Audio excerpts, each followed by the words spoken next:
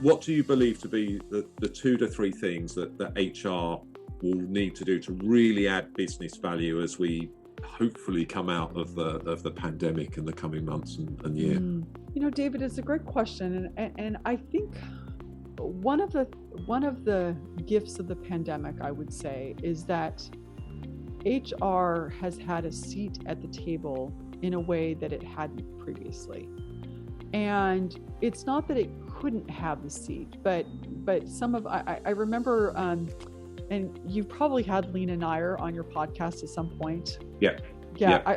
So I remember I had her on the podcast as well, and you probably remember her saying something like, stop thinking you don't have a seat at the table.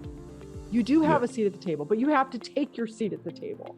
And I think one of the gifts of the pandemic is that HR leaders realized, oh, they need me. I am the emotional first responder inside this company. I better step up. I have to figure out how to keep people safe physically. I have to figure out how to keep people safe emotionally and mentally. I have to figure out how we're going to orchestrate the work. And so I think coming out of the pandemic, obviously one of the big challenges is figuring out this whole hybrid remote work thing. It's a huge opportunity and a huge Tetris challenge.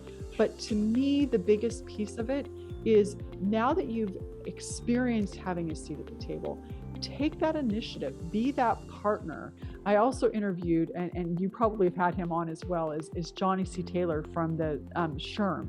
And he formerly was an head of HR, and now he's the CEO of SHRM. And what he said is, be a partner, show up, take that initiative, and make yourself useful in thinking through, hey, I know you're trying to get this stuff done on the business.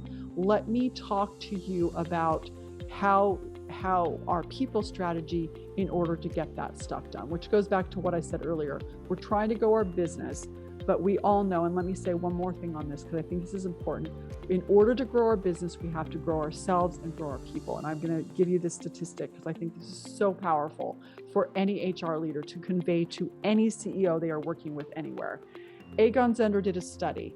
They asked the CEOs, 1,000 CEOs, do you strongly agree that you need to transform yourself as well as your organization? Prior to the pandemic, 26% strongly agreed. Post-pandemic, 80% strongly agreed.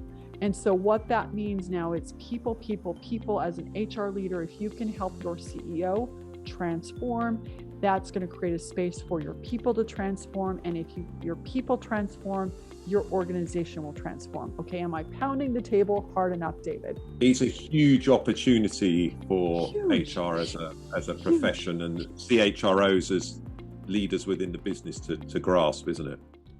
In this series, we will be speaking to a range of senior leaders who are pushing a data-driven and digital HR agenda.